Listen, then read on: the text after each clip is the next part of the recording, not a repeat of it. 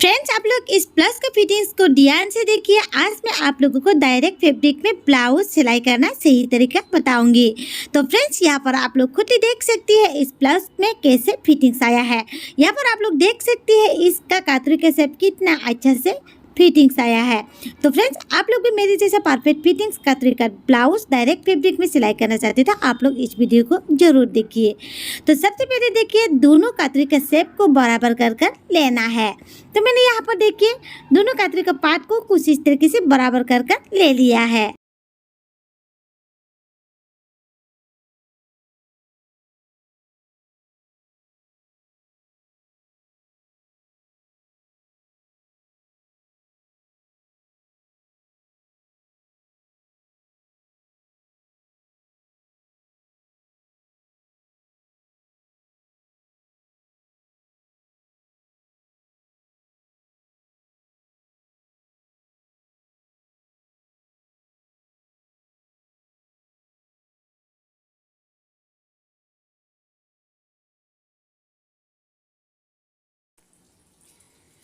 तो दोनों कतरे का पार्ट को सिलाई करने के बाद तो चलिए यहाँ से डार्ट लगाना है। डार्ट कितना तक लगाना है देखिए, इसको कैसे लगाना है।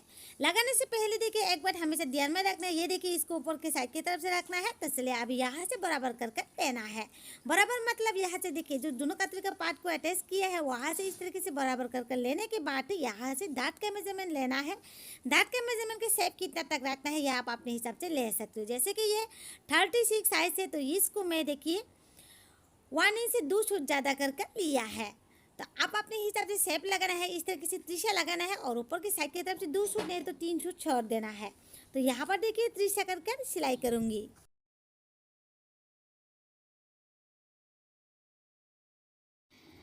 दोनों पार्ट को इस तरीके से डार्ट लगा लिया है। तो चलिए अभी यहाँ से आर्म होल का पार्ट को अटैच करना है। इसको देखिए कैसे अटैच करना है। दोनों फैब्रिक को देखिए सीधा साइड की तरफ से मिलाना है और उल्टा साइड की तरफ से सिलाई करना है। इस सिलाई को देखिए हमेशा हाफ इंच से ज़्यादा कर ही देना है। तो हाफ इंच से कभी भी कम कर नहीं देना है। तो चलिए यहाँ से कुछ इस तरीके से सिलाई करके डबल सिलाई कर लूँगी। डबल सिलाई करने के बाद किनारे से एक पीको करके ले लूँगी। उसके बाद दूसरा पार्ट को भी सेम तरीके से सिलाई करूँगी।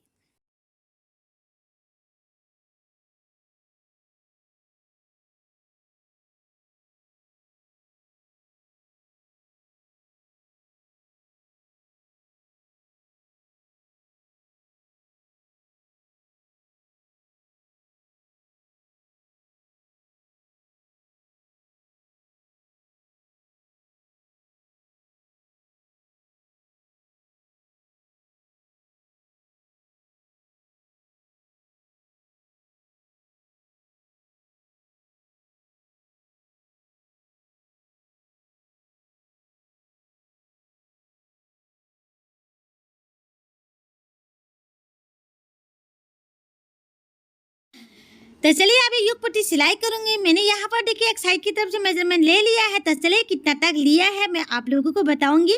तो यहाँ से देखिए मैं 1.5 इंच तक लिया है। बीच में से देखिए 3 इंच तक लिया है और इस साइड से देखिए 2.5 इंच तक लिया है और यहाँ से देखिए 5 इंच तक नहीं तो 4.5 इंच तक रखना है। इस तरीके से लेना है। तो चलिए अभी युग पट्टी को कैसे यहाँ पर अटैच करना है। तो सबसे पहले देखिए युग पट्टी को इस तरीके से देखिए पहले 1 इंच का लगभग इस तरीके से फोल्डिंग करना है। ये डायरेक्ट फैब्रिक में मैं आप लोगों को सिलाई दिखा रही हूँ। अगर आप अस्तर के साथ सिलाई करना है तो पहले अस्तर और युग पट्टी को एक ही साथ में अटैच कर ले लीजिए। तो चाहो तो आप इसको पहले किनारे से पूरा घुमाकर सिलाई कर ले सकती हो अगर अस्तर लगाना है तो यहाँ पर देखिए डायरेक्ट फैब्रिक में सिलाई करना बहुत ही ईजी है। आप लोग यहाँ पर देख सकती है मैंने किस तरीके से इस ब्लाउज को सिलाई कर रही हो, आप लोग खुद ही देख सकती हो। तो चलिए अभी दूसरा साइड की तरफ से भी सेम तरीके से यहाँ पर 1 इंच का लगभग फोल्डिंग करना है। फिर यहाँ से सिलाई करूँगी।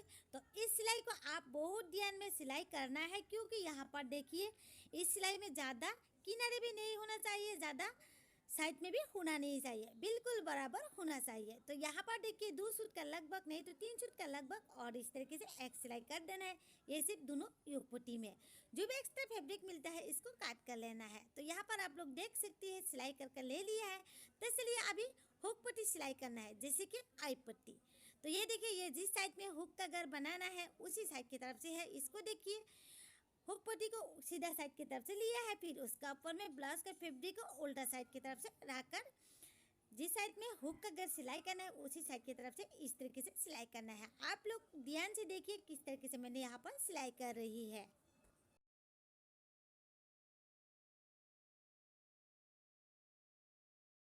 फिर चलिए इसको क्या करना है। तो मैंने यहाँ पर फिनिशिंग की सिलाई देने के बाद इस तरीके से फोल्डिंग करूँगी। इस फोल्डिंग को देखिए मैं 1 इंच तक यहाँ पर फोल्डिंग करूँगी। 1 इंच से ज़्यादा फोल्डिंग करने से भी कोई दिक्कत नहीं है। जितना थोड़ा ज़्यादा फैब्रिक होगा फिर यहाँ पर कोई भी प्रॉब्लम नहीं होगा। तो आप 1 इंच से कभी भी कम नहीं लेना है। तो यहाँ पर देखिए इसको भी बिल्कुल किनारे से बराबर कर देना है। फिर उसके बाद यहाँ पर हाफ इंच का लगभग और एक सिलाई देना है, जैसे कि हुक का घर को सीरियल बाय सीरियल रखने के लिए इस सिलाई को देना बहुत ही ज़रूरी है। एक साइड की तरफ से सिलाई कंप्लीट है, आई पट्टी तो चलिए दूसरा साइड का आई पट्टी सिलाई करूँगी। इसको देखिए पहले किनारे से फोल्डिंग कर लेना है। इसको मैंने देखिए 2 इंच तक लेकर काट किया है और यहाँ पर 2 सूट नहीं तो 3 सूट का लगभग फोल्डिंग कर सिलाई किया है। तो चलिए अभी यहाँ से इसको क्या करना है।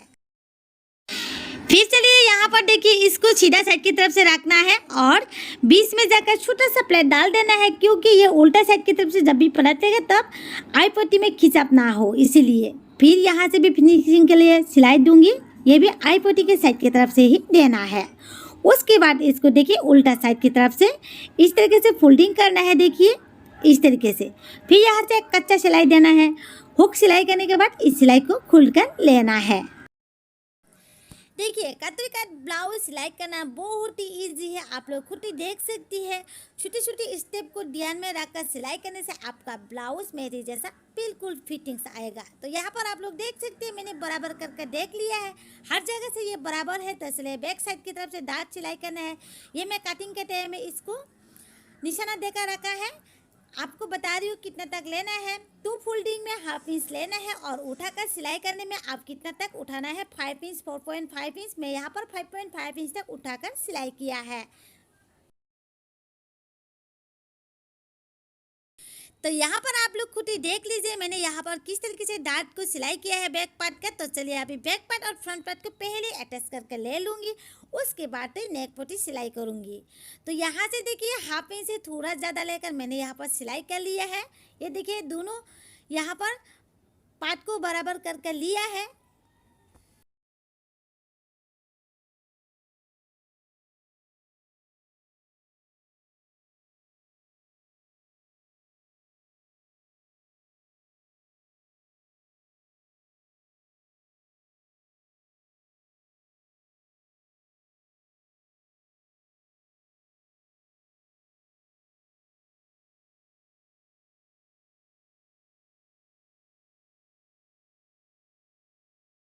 तो चलिए स्लीव अटैच करने से पहले कुछ इस तरीके से फ्रंट साइड की तरफ से बराबर करके देखना है। यहाँ से देखिए शोल्डर से यहाँ पर जो कतरी का पार्ट तक इस तरीके से दोनों पार्ट को बराबर रखना है। अगर ये पार्ट बराबर नहीं होने से आपका ब्लाउज एक साइड की तरफ से शोल्डर गिरने लगेगा, दूसरा साइड की तरफ से फिटिंग्स होने लगेगा। तो इसी तरह बराबर करके रखना है। तो चलिए अभी यहाँ से स्लीव अटैच करूँगी। स्लीव देखिए कैसे सिलाई करना है। स्लीव को मैंने मिडल बराबर लिया है, जैसे कि ये नॉर्मल स्लीव है तो पहले जैसा ही सिलाई करना है।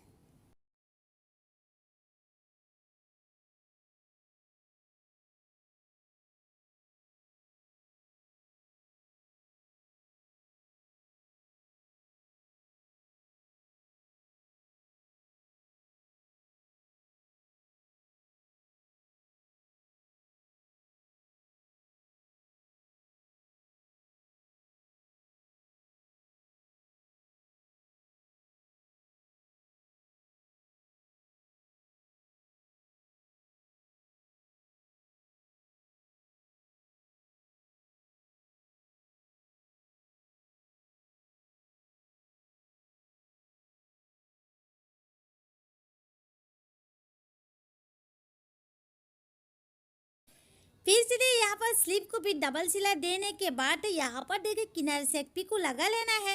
किनारे से पीको लगाने से क्या होता है, जैसे कि ये डायरेक्ट फैब्रिक में सिलाई कर रहे हैं, मैं यहाँ पर किनारे से पीको लगा दूंगी। जो यहाँ पर फैब्रिक का धागा वो नहीं निकाल पाएगा।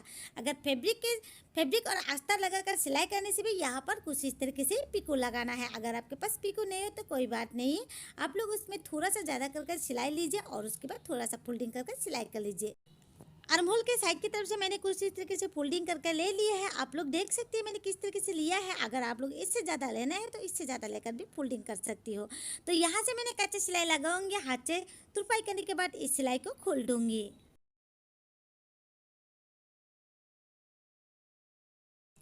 तो चलिए दूसरा साइड के मोहरी को भी सेम तरीके से बराबर करके इस तरीके से यहाँ से कच्ची सिलाई लगाऊंगी।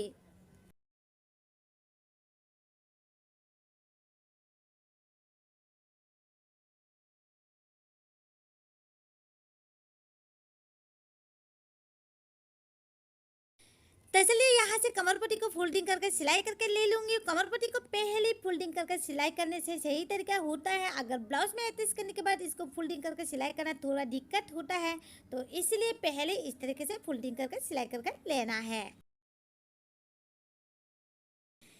फिर चलिए अभी ब्लाउज में अटैच करना है। यहाँ से देखिए 1/2 इंच तक ही लेना है। मैंने यहाँ पर मेजरमेंट के टाइम में 1/2 इंच लिया है सिलाई के लिए। 1/2 इंच से ज़्यादा नहीं लेना है। 1/2 इंच से अगर ज़्यादा लेगा तो आपका ब्लाउज लंबाई में कम हो जाएगा। तो यहाँ से छोटा सा प्लेट डालना है। 20 में आने के बाद ही छोटा सा प्लेट डालना है। अगर प्लेट नहीं डालेंगे तो कमर पट्टी को जब भी उल्टा साइड की तरफ से पलटेगा तो अब इसमें कपड़ा खिंचाव आ जाएगा। इस तरीके से छोटी सी प्लेट डालने से खिंचाव नहीं आएगा। तो चलिए अभी यहाँ से भी फिनिशिंग के लिए सिलाई दूंगी।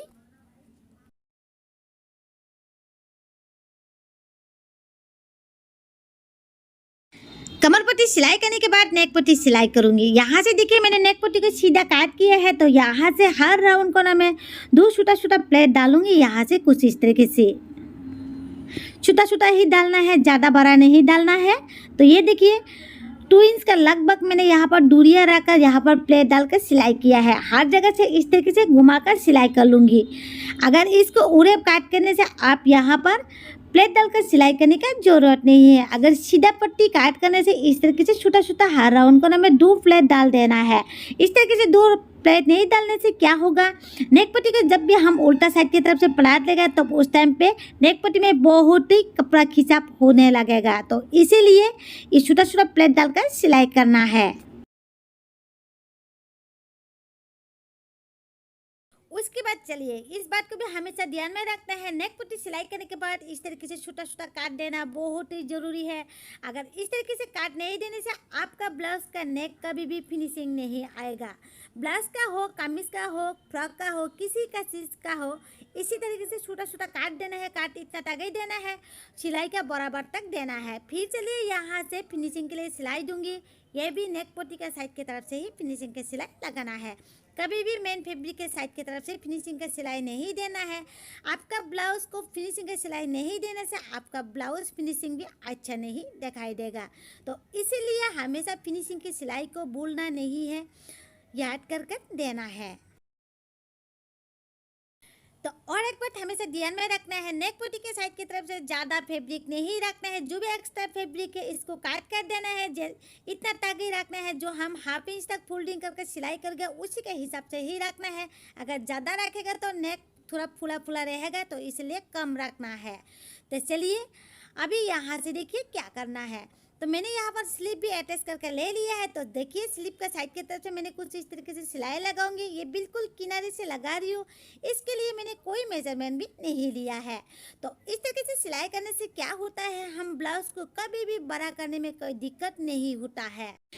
मैंने यहाँ पर देखिए कमर पट्टी भी सिलाई पूरी कंप्लीट कर लिया है। तो आप लोग यहाँ पर देख सकती है मैंने किस तरीके से सिलाई किया है। यहाँ से कच्चा सिलाई दिया है, इसको हम बाद में हथे तुरपाई करने के बाद इस सिलाई को खोल दूंगी। तो चलिए अभी 36 साइज के हिसाब से मेजरमेंट लेकर यहाँ से सिलाई करना है। मैंने यहाँ पर 36 साइज के हिसाब से मेजरमेंट ले लिया है। अगर आप इसको थोड़ा सा लूजिंग पहनना चाहते हो तो आप थोड़ा सा लूजिंग फिटिंग्स कर सकती हो। अगर फिटिंग्स पहनना है तो यहाँ पर फिटिंग्स के हिसाब से मेजरमेंट ले सकती हो। मुझे यहाँ पर फिटिंग्स पहनना है तो मैं यहाँ पर अपने फिटिंग्स के हिसाब से ही यहाँ पर फिटिंग्स करूँगी। तो यहाँ पर मैंने 36 साइज़ के हिसाब से फिटिंग्स कर ले लूँगी। तो आप भी अपने हिसाब से फिटिंग्स कर लेना है। जैसे कि इस ब्लाउज़ में देखिए यहाँ पर एक्स्ट्रा फैब्रिक ज़्यादा होने से यहाँ पर आप लोग 38 साइज़ लोग भी इस ब्लाउज़ को पहन सकती हो, क्योंकि यहाँ पर कतरी का शेप ज़्यादा उस टाइम पे क्या होगा, फिट हो जाएगा। तो फ्रेंड्स आप लोग यहाँ पर देख सकती है कितना अच्छे से ब्लाउज का फिटिंग्स आया है। तो ऐसा फिटिंग्स आप लोग कहीं पर भी नहीं मिलेगा। अगर आप लोग भी डायरेक्ट फैब्रिक में ब्लाउज सिलाई करना चाहते हैं तो आप लोग इस वीडियो को जरूर देखिए।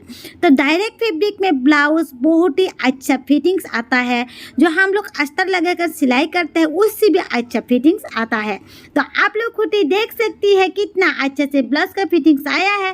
तो फ्रेंड्स आप लोगों को वीडियो पसंद आया है तो प्लीज़ चैनल को सब्सक्राइब कर लीजिए और साथ में बेल आइकन को जरूर क्लिक कीजिए।